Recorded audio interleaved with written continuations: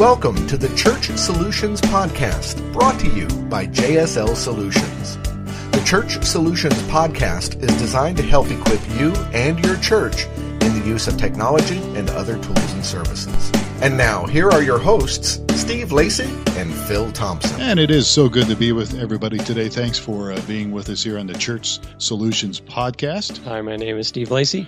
And I'm Phil Thompson. We come to you every week, and we are a company called JSL Solutions, and we're a tech company, although we work pretty exclusively with churches, wouldn't you say, Steve? I would think so, yes. Yeah, a few exceptions, but we work with churches, and so not only do we talk about tech-related stuff on our podcast, but we also talk about leadership things and volunteer things, and you name it. If it involves your church, chances are we have or we will talk about it. So if you're a volunteer or a pastor, we welcome you. Thanks for being with us today. And we'll talk a little more about maybe stuff that we do later. How's that sound? Sounds good. All right. So today we are talking with an old friend of ours.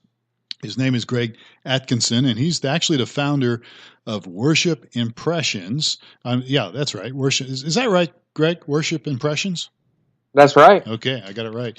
And then he's also the executive director of ExPastorscom.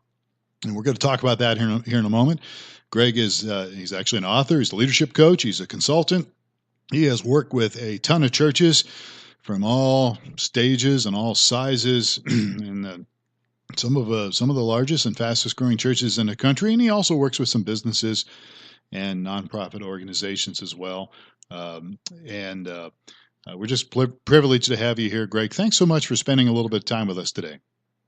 Yeah, I'm honored. I am excited to be on your podcast again, and thank you for inviting me. Yeah, it's been a while. I think it's been 6 or 7 years since we did it was streaming video. We did a deal where we used to do a Thursday night live streaming thing, and we actually put you on Skype and ran your video through some complicated process and streamed you, I think, live at that time. That's right. It was years ago. Yeah. All right. I think you said something to the fact that not all churches should be doing streaming video. And That's right. Yeah. We got really offended by that, and we never talked to you again. So, all right. So, he's joking. I'm just joking. If they work with you guys, I would be okay with it. But what I meant was a lot of churches just do it very poor quality, and they should not put something up on the World Wide Web that is low quality. But you guys are a great company to work with. Well, we appreciate that. Good save there, Greg. So Steve and I wanted to ask you some questions today about ExPastors.com. I know there's a lot of stuff to cover here. I know you got a new book coming out, which we'll try to plug here at the very end. But let's just jump right into it and tell us a little bit about what is ExPastors.com. Sure, and let me just clarify for your listeners. I write for a website called ExPastor.org, which is just the letter X, pastor, and it's for executive pastors. We are EX, as in former ex-pastors with an S. There is an ExPastor.com, but that's not us, and it's a website that's not active and doesn't have any information on it. So if you go to ExPastorsplural.com, that's where you'll find us. And we started in 2012. A man named Bo Lane had a burden and a heart. He had gone through a painful situation at his church and left ministry. And he just had this vision of starting this website to be a place of hope for pastors that were going through a similar situation. And he actually authored a book that I wrote an endorsement for called Why Pastors Quit.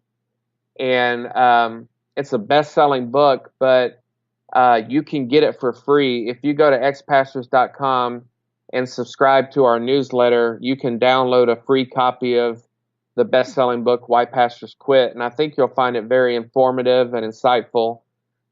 So he started that in 2012, and we got connected about 3 or 4 years ago, and we've stayed in touch, and I wrote for them.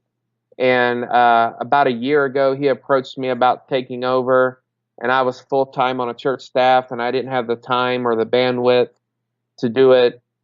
And then I transitioned off the church staff in January and have been just full-time consulting since then. And about 6 months ago, we started talking again about what it would look like for me to take over. And I officially did that about 3 months ago. And so I'm in a new role as executive director. I'm trying to make some key strategic changes with ex-pastors that Bo is totally on board with. And I am leading us forward into establishing ex-pastors as a nonprofit. And we are forming some strategic partnerships with ministries, nonprofits, companies, authors, speakers, pastors. And I've just, over the past 2 months, been adding new featured contributors and setting up interviews. And so we are just getting started, but I am very excited about our future and our ministry to not only ex-pastors, but current pastors and future pastors. We want to help current pastors not become ex-pastors, and we want to prepare future pastors through Bible college and seminary classes to be prepared for the realities of ministry. So we're biting off a big chunk, but I'm very excited about our future. What kind of resources are available at ExPastors.com? If I'm looking to this, and what kind of things should I expect to see? Well, if you browse through our site, there are a number of articles, like I said, dating back to 2012 that you can read that you'll find relevant. A lot of it will seem as if you wrote it yourself. You'll see somebody else's story. We had a pastor from Orlando submit a story, and when I read it, it was almost as if I wrote it myself. And so there's a lot of great articles to read that can be an encouragement to people. We also do articles that educate people and pastors.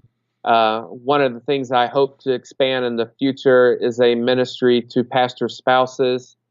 And we have a resources page, which right now features some great books. I'm a reader, so I recommend people to read books. And we will be greatly expanding our resource page to include counselors, therapists, partnerships with some strategic organizations that offer counseling for pastors around the world via video. We are partnering with some conferences and some Christian publications and websites that I can't talk about yet. One of the partnerships that I can talk about that we just established is with Josh McDowell and Josh McDowell Ministries. Josh has, in recent years, switched his focus from apologetics to pornography. And so he's going to be writing for us. And we minister to a lot of pastors and have written about pastors that have fallen morally and had some type of affair or inappropriate relationship. And we realize that it starts with looking at pornography, and it's a slippery slope.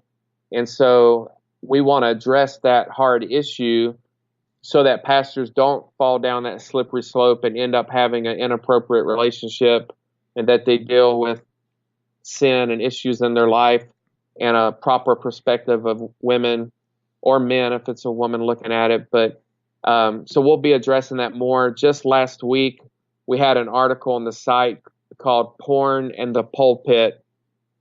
And if you read that, you'll see the statistic that 50% of all pastors look at pornography. 50%. And so we are trying our best to help current pastors not become ex-pastors. I would love it if we didn't need to exist. But unfortunately, there is a huge audience of hurting ex-pastors. And we're a global ministry. Last week alone, I had an email from a pastor in the Philippines, 2 from pastors in Australia, 2 from pastors in Canada, 1 from a pastor in New Zealand, 1 from a pastor in Honolulu, Hawaii, 1 from a pastor in Anchorage, Alaska. I answer emails each and every day from hurting pastors that share their story and say, I just need to talk to somebody. There is also a horrible statistic that comes out each year of pastors that commit suicide and take their lives. And so we see what we do as very crucial and important to the kingdom. Our mission statement is to offer help, healing, and hope to all pastors. And so if somebody is in a dark place, depressed, contemplating taking their life, we want them to know that there's somebody they can talk to and trust. And so that's why we exist. Yeah, that's good. Steve and I, of course, are very much involved in our churches and been involved in leadership. I've been a pastor and I've been involved in pornography is definitely a problem. I've also got some stats here that you can maybe verify. You may have your own, but a recent stat said 84% of pastors say that they feel like they're on call 24 hours a day. 80% expect conflict in their churches. 80% expect conflict. I already read that. What's that number? 54%. I need my glasses adjusted. 54% find the role of a pastor frequently overwhelming. 53% are often concerned about their family's financial security. 48% often feel the demands of ministry are much more than they can handle. And 21% say their church has unrealistic expectations of them. Care to address any of those, or are those numbers? There's a running joke with our pastor is, he says, hey, you only work 2 days a week, so what's the big deal? Yeah, only work on Sundays. So. And unfortunately, that is the perspective of most congregation members across the country. We have very, very, very similar statistics that we have found doing our own surveys. I am looking at the results of the 2015 pastor survey that we did on our website, and it is almost number for number what you just read off. And I want to mention right now, if you go to ExPastorscom, there is a big banner at the top that says click here to take our 2016 pastor survey. It's totally anonymous. We just use this to collect data like the statistics you just read. But yes, we have another statistic that breaks my heart. At any time during your pastorate, have you doubted your call to ministry? 60% said yes. As you mentioned, 60% of people that took our survey feel overworked. 81% think they are unable to meet the demands of the job. And 82% talk about unwritten expectations. I just had a lunch meeting with a local pastor who said everybody in his congregation, he's a Reformed pastor, a Baptist pastor, and he said everybody in his congregation listens to Matt Chandler's podcast, and they expect him to be as good of a preacher as Matt Chandler. And he looked at me and said, dude, I'm nowhere near a Matt Chandler. And I said, you're a great past preacher. I've heard you speak. And he said, yeah, but I'm not Matt Chandler. And I said, well, you're you, and God only made one you. He said, but they expect me to be Matt Chandler. And so there's a very real issue of unwritten demands, expectations. This is a world where people can listen to podcasts of Andy Stanley and Rick Warren and Matt Chandler and others, and they come to their local church, and their local church may have a great pastor, but he just doesn't have the type of teaching gift that Andy Stanley and Matt Chandler may have, and it can feed into discouragement and depression, and that goes back to Bo's book, Why Pastors Quit. Here's another statistic from our survey. Have you ever considered leaving the ministry? 85% said yes. Every Monday, right? Yep. Every week people do leave the ministry. 85% have considered it, but every week people leave the ministry. We also just added in our brand new, because I got to speak into our new survey, we added questions about how many struggle with depression, how many struggle with anxiety, how many see a counselor or therapist, which I highly recommend, how many are on prescription medicines for depression. And in last year's survey, 53% said they constantly fight depression. 53% of all pastors. I believe that. Yeah, I definitely believe that. And it's I was talking to a guy yesterday in Nashville, and he said, Greg, this is a global epidemic. He said, I talk to pastors all over the world that are hurting and frustrated and burned out. And that's the word he used, the term he used was a global epidemic.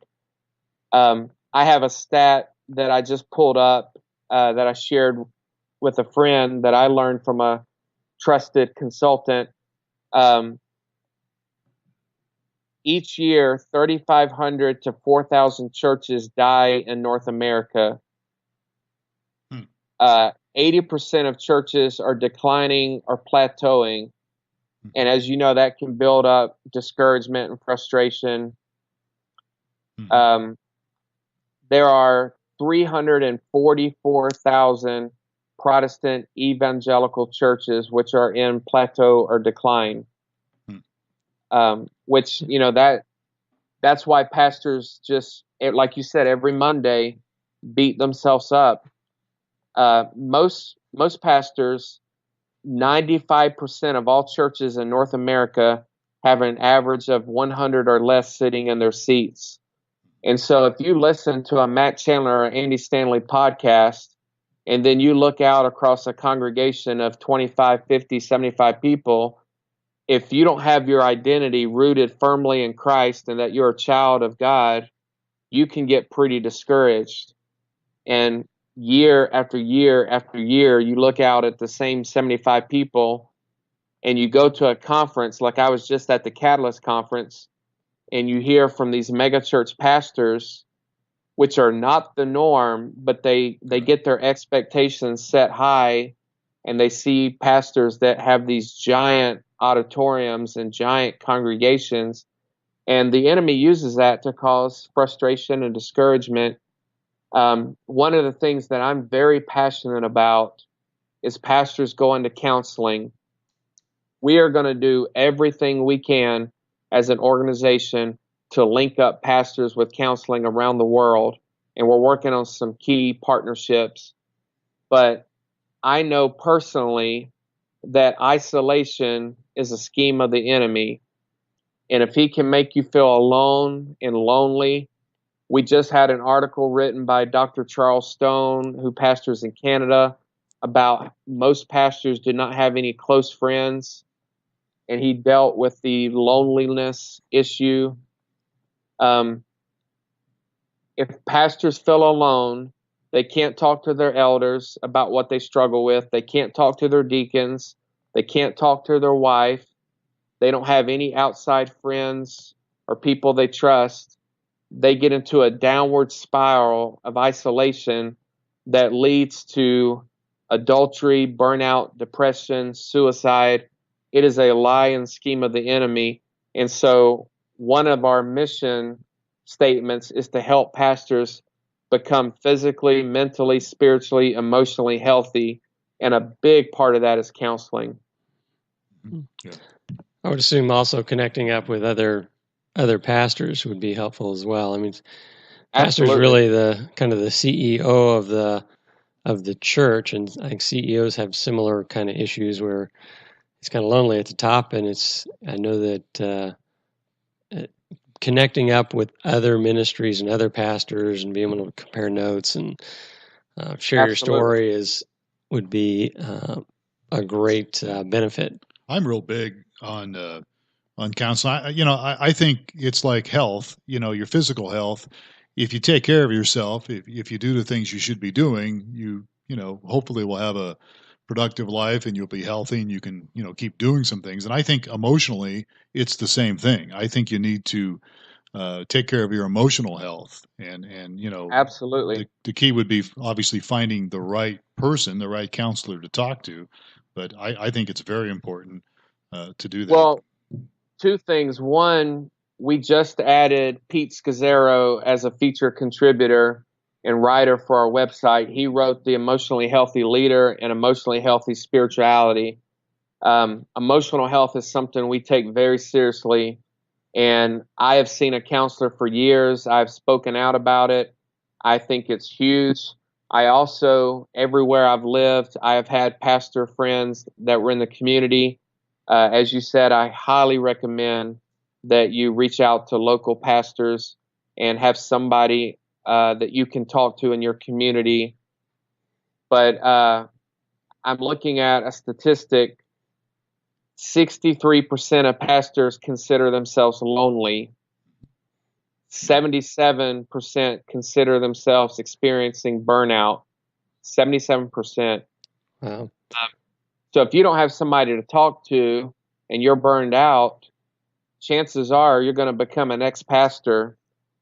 And again, we wish we didn't have to exist. We wish everybody were to last 50 years in ministry, but unfortunately, that's just not the case. Right. So are there some common warning signs that you see to, for our listeners, if you're experiencing this or A, B, or C, you should probably connect up with some resources. Are there some common warning signs that you see, or?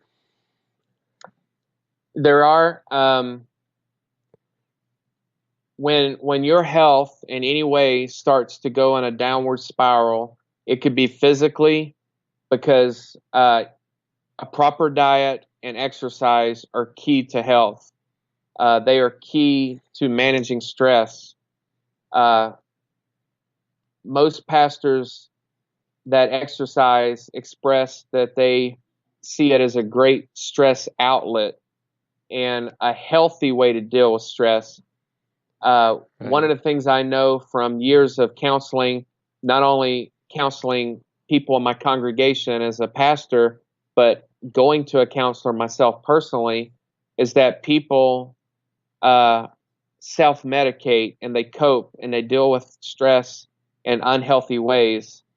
For some, it's pornography. For some, it's sexual addiction. For some, it's drugs. The whole world came to hear about Perry Noble's story, who abused alcohol. And he talked out. I love what he's saying now, as we have an article coming up about a cautionary tale and what we learned from Perry Noble's own words and testimony, that he put unrealistic expectations on himself, and he was so stressed at hitting goals that he put in place himself that he dealt with it in an unhealthy way and abused alcohol. And so if your outlet for stress is exercise or fishing or carpentry, you'll probably be in a pretty good spot. If your outlet for stress is pornography or alcohol, you're going to be in a tough spot, and the enemy will use that to destroy you. He wants to kill, steal, and destroy. And so I think having an open, honest conversation with your spouse of this is what I'm feeling, this is what I'm experiencing. Having an open, honest conversation with your counselor. When I was serving in a tough situation in ministry, I would go to my counselor and just vent. He probably thought I worked for the worst church in the world, but I would just vent and say, I'm frustrated with this, and this. And I was at least able to get it off my chest and deal with it in a healthy way. But when you talk about warning signs, I think it's isolation. As I mentioned, the enemy uses that. But if a pastor becomes closed off to the congregation, closed off to senior leadership like elders and deacons and those in accountability roles, closed off to his or her spouse, if a pastor begins to isolate himself, those are huge warning signs. I just talked to a pastor on the phone yesterday who had an inappropriate relationship with a female staff member, and he was saying how he could never again be alone with a woman in a church setting. And I said, that is called setting healthy boundaries. And I recently talked with a guy who's over a large conference, and he said, Greg, I want you to talk about boundaries with pastors. And Henry Cloud wrote a brand new book called Boundaries for Leaders. Boundaries in every area of your life are healthy. Some pastors work 80 hours a week. Some pastors do not know how to turn it off when they get home. Right. And when I talk about health, I'm talking about a spouse and kids that look at their dad constantly on the phone, constantly on their computer, constantly stressed out, and are not present mentally, paying attention to their children. And so I struggle with that. I struggle because I work for myself and I work mostly from at home. I struggle with, when do I close my computer? When do I turn it off and say I'm done for the day? And I try to be a very present husband and father, but it is a battle. And so I can relate to pastors that have struggles with boundaries. There are a lot of pastors that turn a gospel-driven, kingdom-focused heart and mindset into a workaholic. And you have got to know when to turn it off, when to put your phone on silent, and just be present with your family. Yep. Absolutely. So, Greg, we're out of time here, but I want to review a couple things here. First of all, you mentioned about people needing somebody to talk to. How can people get a hold of you? You can go to ExPastorscom. There's a tab at the top that says Connect with Us, and that has a link to our email. I think our email is just expastors@gmail.com. I'm pretty sure that's it. But if you click on the Connect Us button, it'll go straight to my email. And we are actively connecting people with resources.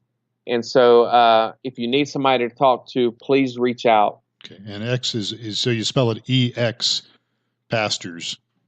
That's right. Yeah. Okay. So I want to make sure that's clear.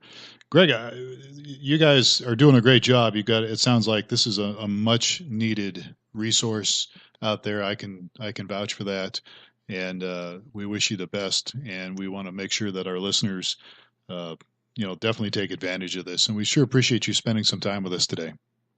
I appreciate you giving me the opportunity to share what we do, so that hurting pastors know there are people out there that care and want to help them. Yeah, and there are. That's good. Okay, so we're out of time. If you have some questions and you want to just get a hold of us, we can certainly forward them over to Greg. We've been talking to Greg Atkinson who's the executive director of ExPastors.com. He's also doing a lot of other things. We'll have you on again because I know you got a book coming out here soon, and we definitely want to give you an opportunity to talk to that. If you want to get a hold of us, folks, just send us an email, support@StreamingChurch.tv. That's one of our many email addresses, and you can talk to us about this interview, or if you have something to add or something you think we're just crazy, we'd still love to hear from you, and we'll be nice about it. So again, thanks, Greg, for your time. He is Steve Lacey. I am Phil Thompson, and we appreciate you folks listening to us. You can catch us. You can subscribe to our podcast. Just go to wherever you get your podcast, right, Steve? That is correct. And look for Church Solutions Podcast, and just look for that and subscribe to it, and you can get it to your phone every week. And we'd love to have you on our little subscription list. All right, folks, have yourself a great day. We will catch you next time for another edition of the Church Solutions Podcast.